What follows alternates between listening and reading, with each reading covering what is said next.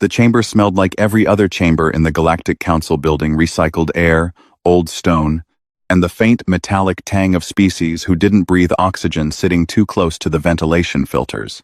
It was a smell Lena Farrow had stopped noticing 3 years ago. Sione Tuilagi had never noticed it at all. He sat at the far end of the Earth delegation's table, a heavy-set man in a plain gray jacket, with a notebook open in front of him and a pen he hadn't used yet. He looked like the kind of man who had been brought to carry something. Nobody looked at him twice. That was fine. That was, in fact, the whole point. Lena sat closer to the front, the way she always did, visible, poised, the face the cameras liked. She wore the small silver pin that marked Earth's junior council status, the one she'd once described as a polite way of telling us to sit down and wait our turn. She didn't say things like that in chambers. In chambers, she was warm, measured, and precisely as charming as the moment required. The proposal was simple. Earth had surveyed an unclaimed asteroid belt called Roven, 12,000 kilometers of dense mineral deposits sitting in open space, equidistant from 3 Keth shipping lanes, and essentially nobody else's anything. The belt held significant deposits of vethrite, a compound that humanity had recently learned to process, and that the rest of the council had been buying from the Keth Dominion at prices that made Sione's engineering instincts quietly furious. Earth wanted extraction rights. Standard claim. Legally filed. Every box ticked. The debate ran 40 minutes. Most of it was procedural noise, the kind of circling that happened when a decision had already been made, and the room was just performing the ritual of deliberation. Councillor Vreth of the Keth Dominion spoke for 6 of those minutes. He was a tall, pale figure, with the unhurried manner of someone who had never once been told to wait. He spoke about resource stewardship and institutional readiness and the wisdom of graduated access, all of which meant, in the stripped language beneath the language, that Earth was new, Earth was small, and the belt was adjacent to Keth interests. And that was enough. Nobody contradicted him. Not directly. The vote came back 11-3. Against. Lena received it with her expression entirely intact. The small smile stayed. The shoulders stayed level.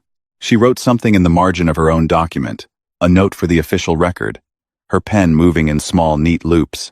Across the table, Sione opened his notebook for the first time all session and wrote a single line. The camera feed, later reviewed by 3 different Keth intelligence staffers, caught the movement of his hand, but not the content. The angle was wrong.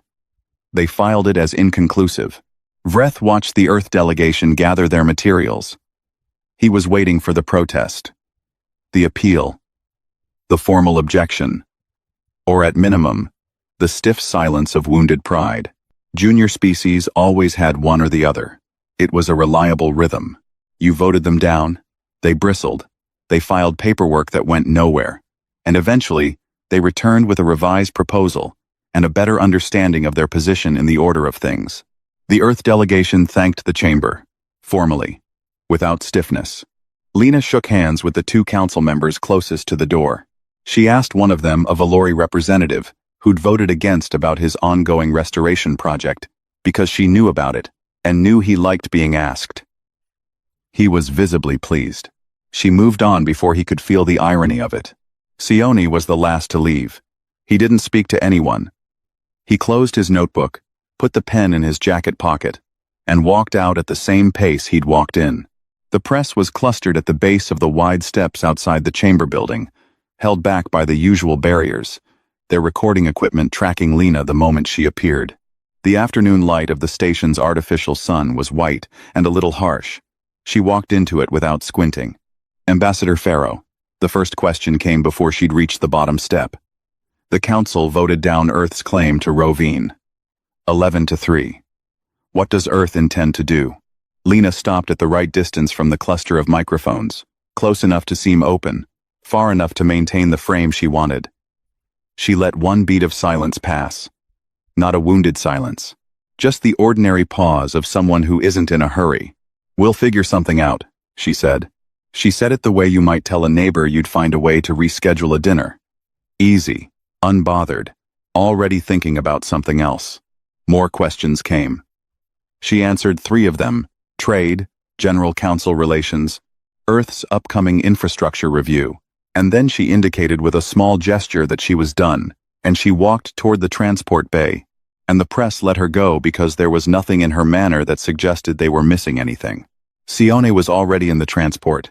He was looking at the line he'd written. 1 sentence, in his plain handwriting, taking up less than 2 centimeters of the page. He didn't read it again. He'd written it because writing helped him think, and he'd already thought it through completely before the vote had even finished coming in. The thinking had taken about 40 seconds. The vote had just confirmed the variables. The transport lifted and turned toward the outer docking rings. "Well," Lena said, settling into the seat across from him. She dropped the smile now. Not replaced it with anything worse, just her actual face, which was tired and sharp and privately entertained by things she rarely explained. That was that. "Yes," Sione said. Vreth was thorough. He always is. She looked out the window at the station's curved horizon. The Keth ships in the docking queue were long and pale, the color of old ivory. There were a lot of them. There were always a lot of them. "So," she said, "how long do we need?" Sione thought about it. Not because he didn't know. He just liked giving accurate answers. 4 months to position, he said. Another 2 to make it visible.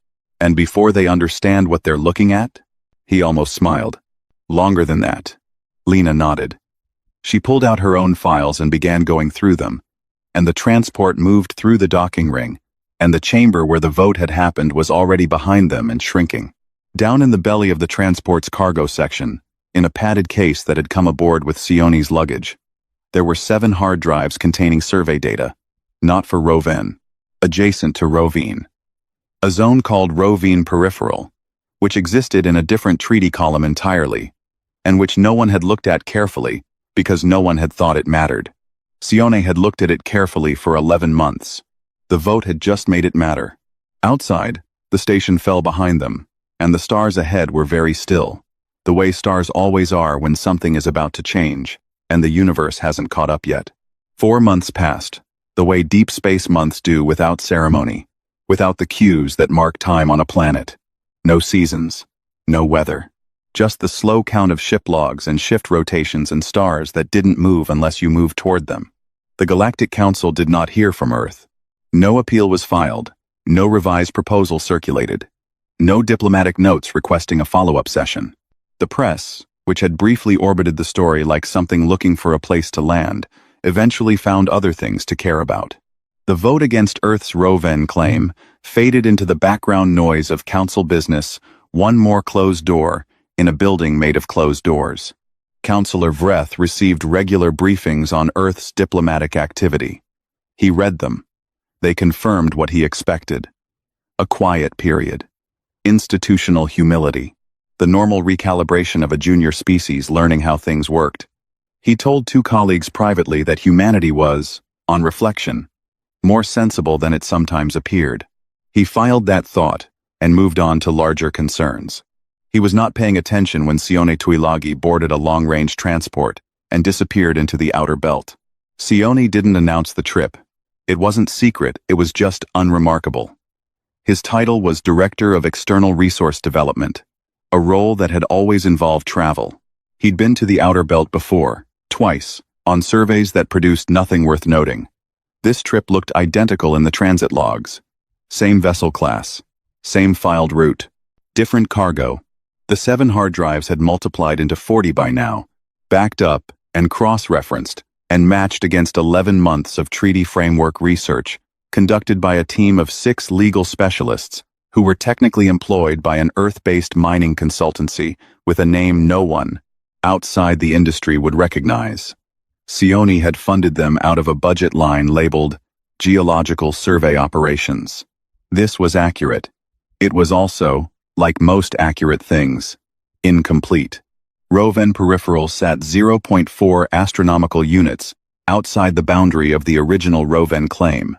In practice, this was not a large distance, a short journey by any ship with functional drives. In legal terms, it was the distance between one treaty column and another. The original Rovine claim had been filed under the Meridian Resource Accords, which governed primary belt territories. Roven Peripheral fell under the Outer Boundary Compact, an older agreement, less scrutinized, written in an era when the space it governed was considered too sparse and remote to be worth fighting over. It had been too sparse and remote until Vethrite processing became something humanity was good at. The zone wasn't empty. It was just marginal lower density than the main belt, harder to extract from, requiring the kind of patience and engineering tolerance that most council species didn't bother with for secondary deposits. The Keth had looked at it twice and classified it as low priority. Vreth's own survey teams had tagged it in their records as noted, not actioned. Sione had spent 11 months quietly noting everything about it. There were 11 claims in the filing package. Not one large claim, 11 interlocking ones. Each filed under a different article of the Outer Boundary Compact, each modest enough individually that none of them triggered the threshold requiring council review before provisional approval. Together, they covered every significant deposit in the zone, each claim slightly overlapping the next, in ways that were legally distinct, but practically continuous.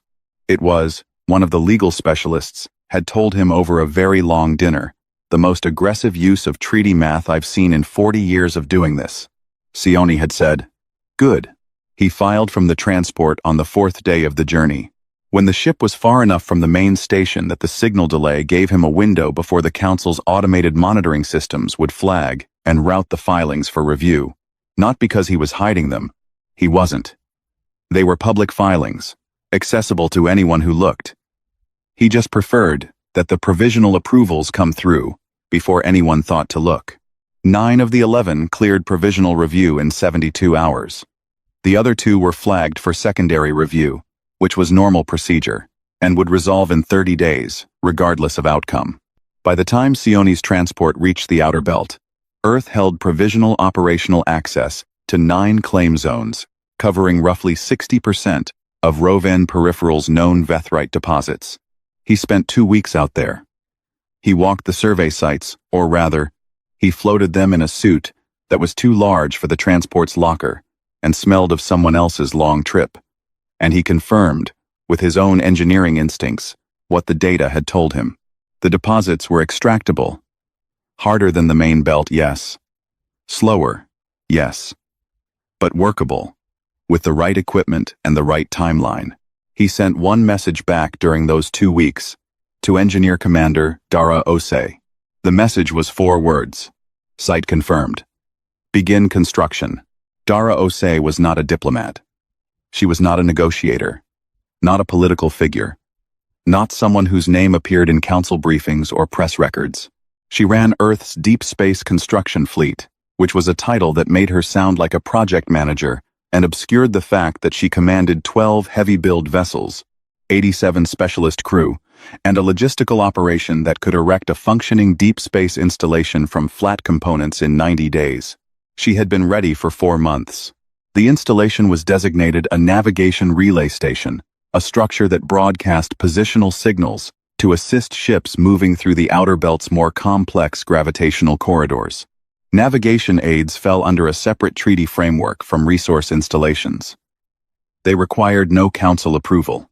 They required only a 30-day notice of construction, filed with the council's transit authority. Dara filed the notice the same morning she received Sione's message. The transit authority logged it at 0340 station time, processed it automatically, and sent an acknowledgement. The acknowledgement went to an inbox. The inbox was monitored twice daily. Nobody saw it until 17 days later, when a Keth long-range survey ship doing routine outer belt mapping reported an anomalous structure on its scans. The report was filed to the Keth Dominion's Outer Territory Division, which passed it to their council liaison, who checked the transit authority records and found the notice. By then, the skeleton of the relay station was up. Dara's crew had been working in 3 shifts. They were good at this, not fast in a showy way, but steady in the way of people who understood that steady won. The structural frame was sealed. The first antenna array was test running. The crew quarters module was pressurized and occupied. The Keth liaison pulled up the registration details. Navigation relay. 30-day notice. Properly filed. all within regulatory framework. He sent his report to Vreth's office. Vreth read it that evening. He sat with it longer than he usually sat with reports. The word that came to him, unwillingly, was not worry. Not yet. It was something smaller and more uncomfortable. He thought, these people are not sulking. He sent for a full briefing on Sione Tuilagi. He should have sent for it 4 months ago. The emergency session was called on a Tuesday, which was a council designation that meant nothing in deep space, but that everyone used anyway, because shared calendars required shared fictions. The chamber filled faster than usual. Word had moved through the station in the quiet, lateral way that important things always did not announced, just present suddenly, like a change in air pressure. Sione arrived with Lena and 2 junior staff members who carried the document cases. He wore the same gray jacket. He sat at the same end of the table. Lena took her usual seat near the front. She had the small silver pin on. She had not removed it during the 4 months of silence, though she'd privately told one colleague it was like wearing a name tag that said times hello, I'm manageable. She kept it on because it was useful. Things that made other people comfortable were useful. Vreth opened the session without preamble. He was controlled, but the control was visible now, a thing he was working at rather than resting in. 11 legal challenges. He presented them in order, each one targeting a different claim in Sione's filing package. The language was dense and precise. The council's legal attachés had worked quickly. Some of the arguments were genuinely strong. 2 of the claims had boundary definitions that were, under a strict reading of the compact, arguably ambiguous.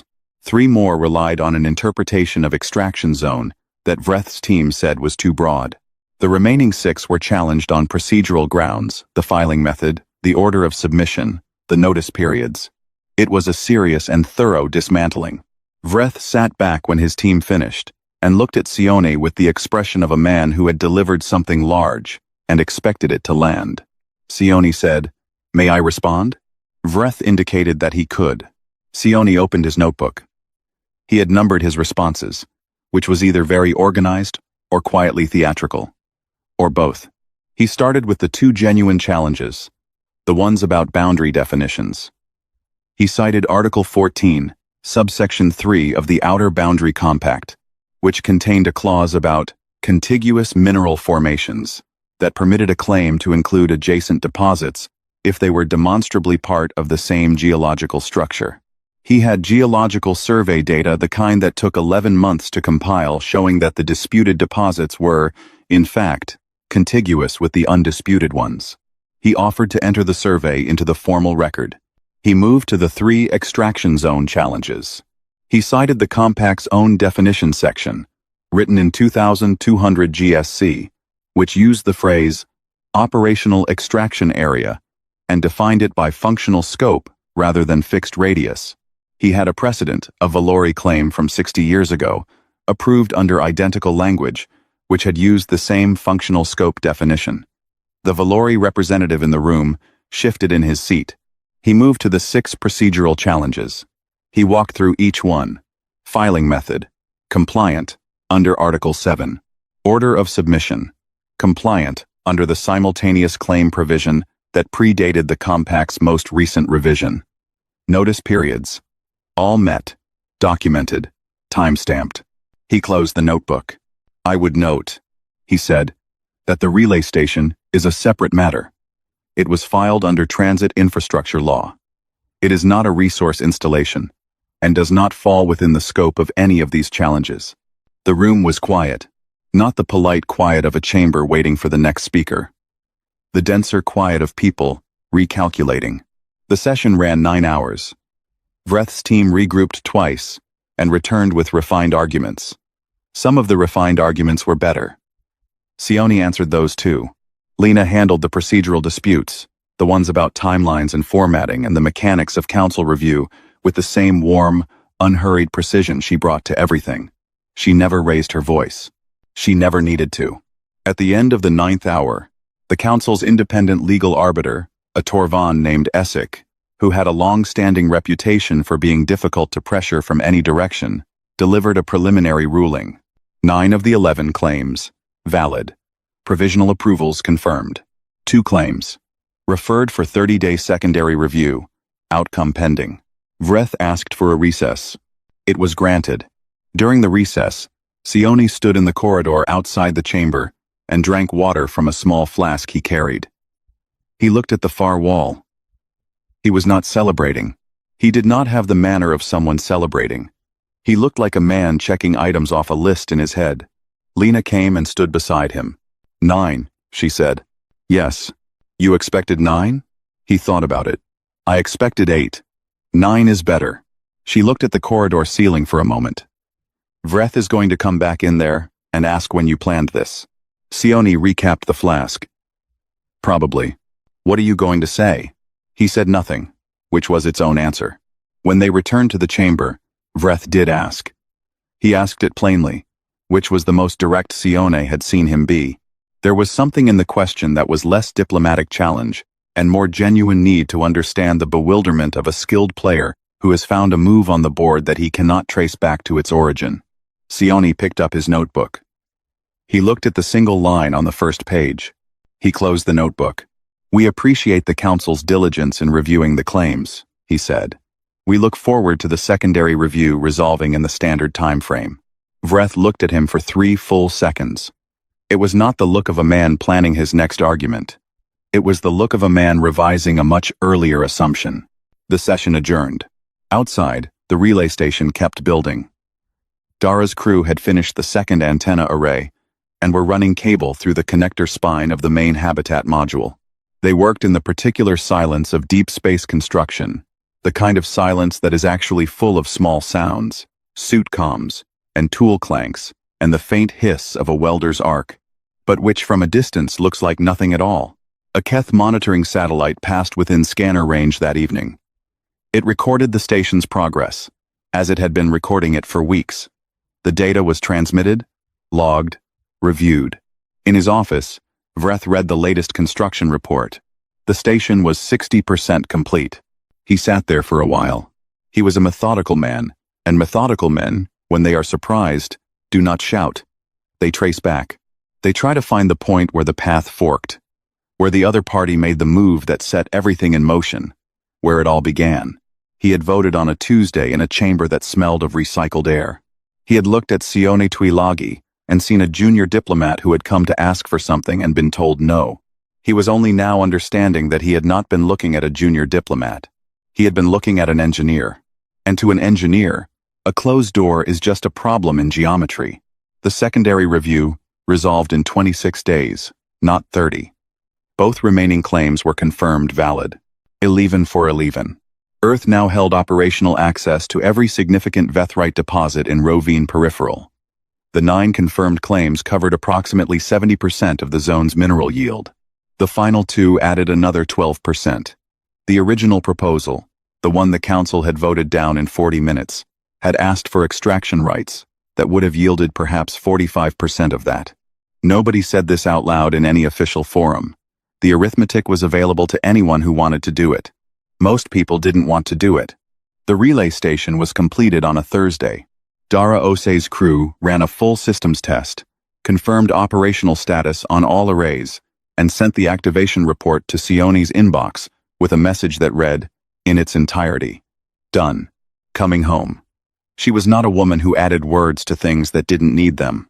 The station's location had been selected for navigational utility, which was real and not invented. There genuinely were ships in the outer belt that would benefit from better positional data in that sector.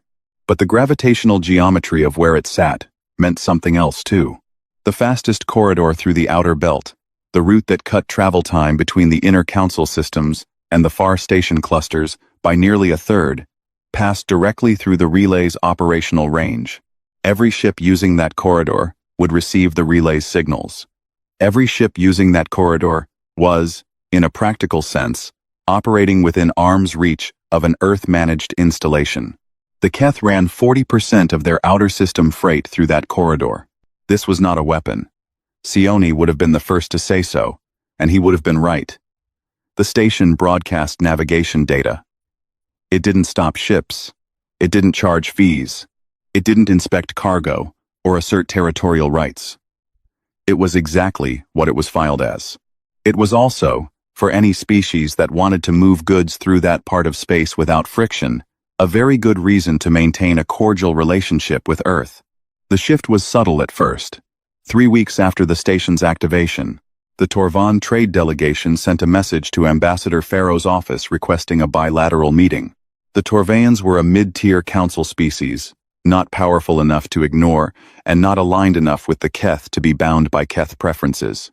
They wanted to discuss mutual infrastructure development, which was the diplomatic language for, "We've been watching, we think you might be going somewhere, and we'd like to be adjacent to that." Lena took the meeting. She was warm. She talked about shared interests. She asked about the Torvan agricultural expansion project that she'd read about in a transit report 3 months ago. And the Torvan lead negotiator was genuinely startled that she knew about it. And the meeting ran 20 minutes longer than scheduled. 2 weeks after that, a formal inquiry arrived from the Salathi Compact, a smaller group of 3 species that had historically operated in the shadow of Keth trade agreements. They wanted to discuss Vethrite access. Then the Valorians, who had voted against Earth in the original session, sent a message to Sione directly, not to Lena's diplomatic office, to Sione. The message was brief and slightly awkward in the way that messages are when someone isn't sure how to begin. They wanted to talk. Lena met with the Torvanians and the Salathi. She was consistent and unhurried across all of it. She never mentioned the vote. She never referenced the 9-hour session, or Vreth's 11 challenges, or the relay station's corridor geometry. She talked about trade. She talked about access. She talked about what Earth could offer and what it hoped to build. She was very good at this. She had always been very good at this. The vote hadn't made her better at it. It had just given her something real to offer. The bilateral agreements that began forming in those weeks were not large. They were careful, specific, provisional, in most cases. A Torvan commitment to co-fund a second relay installation further along the corridor. A Salathi agreement to use Earth-processed Vethrite for a near-term infrastructure project. 3 smaller understandings about data sharing and preferential navigation access. Nothing that looked, from any individual angle, like a realignment. Together, they were a realignment. Vreth saw it. He was a smart man and a thorough one. And he watched the pattern emerge across his intelligence reports with the particular clarity of someone who understands that they are not seeing the beginning of something. They are seeing the middle. The beginning happened while they were looking elsewhere. He called a private session with 2 of his senior council allies. He explained what he had observed. He laid it out carefully. The claims, the station, the bilaterals, the geometry. He used the word methodical 3 times. One of his allies said, "We could challenge the bilaterals." Vreth looked at him. "On what grounds?" "A POWs. I'd have to look into it." Vreth said nothing. The second ally said, "The relay station could be reclassified. If we can argue it serves a resource function rather than a transit function." "Essek has already reviewed the filing," Vreth said. "You want to tell the Torvan arbiter he was wrong." Another pause. This was the problem. Not that Earth had done anything outside the rules. It had stayed precisely inside them. The problem was that it had used the rules in a way that the rules had not been written to prevent, because the people who wrote the rules had not imagined that anyone would be patient enough to find the angles, map the treaty columns, and build something real in the space between a vote and its consequences. They had written rules for species that, when told no, stopped. Vreth went home that evening and stood in his residence looking out at the station's artificial sky for a long time. He thought about the vote, the 40 minutes of debate, the 6 minutes he had spoken. He had thought he was closing a door. He had been opening one, in a direction he wasn't facing. He thought about Sione Tuilagi, sitting at the end of the table in a gray jacket, writing something in a notebook that nobody could quite read. He thought, what kind of man writes his plan down during the vote that makes the plan necessary? The answer came to him slowly, then all at once. A man who had the plan before he walked in. A man for whom the vote was not the obstacle. The vote was the starting gun. The final session was called a Joint Framework Consultation, which was a name designed to sound collaborative. Vreth had suggested it. His staff had drafted the formal language. His intent was to fold Earth's claims and the relay station into a multilateral structure, something the Council could manage collectively, something that would redistribute the access and the geometry and the bilateral relationships into a broader arrangement where no single junior species sat at a fulcrum point. It was a reasonable proposal, politically sound, diplomatically defensible. Sioni reviewed the draft framework on a transport back from Rovine Peripheral, where he had spent 4 days with Dara's extraction team, reviewing the first operational run of the mining equipment. The equipment worked. The yields were in the upper range of the survey estimates. He made 2 notes in his notebook and went back to reading the framework. He read it twice. Then he told Lena he intended to accept it. She looked at him across the transport cabin. All of it? All of it. She turned this over. No conditions? No conditions. She was quiet for a moment. Not hesitant. She trusted his judgment more than almost anyone else's, but thinking through the layers of it, which was what she did with everything. They'll think they won, she said finally. Sioni put the framework down. They'll think they found a way to save face. That's not the same thing. She considered that. And for us? He looked out the window. The relay station was visible from here, just barely a bright fixed point against the belt's slow drift of rock and light. Dara's crew had given it a name, informally, the way construction crews always named things. The afterthought. They meant it affectionately. Sioni thought it was probably the most accurate name anyone had given anything in this whole process. We have the claims, he said. We have the station. We have 7 bilateral agreements, and 3 more in negotiation. We have a seat at a table we didn't have 6 months ago. He picked up the framework again. Joining their structure costs us nothing. It gives them a story to tell. Stories are cheap. The session itself was brief, 2 hours, which was almost startling after the 9-hour ordeal of the legal challenge session. Vreth presented the joint framework. Lena asked 3 clarifying questions, each one precise and reasonable and not at all designed to delay. Sioni sat at the end of the table and listened. When the formal adoption came to a vote, Earth voted yes. 11-3 had become 14-0, with no conditions and no dissenters, on a framework that Earth had just agreed to and that the Council needed to believe was a victory. It was so clean it was almost generous. Vreth moved through the post-session formalities with the careful composure of someone managing a great deal internally. He shook Lena's hand. He exchanged the standard courtesies with the other delegations. He was professional and thorough, and his face gave away nothing beyond ordinary diplomatic control.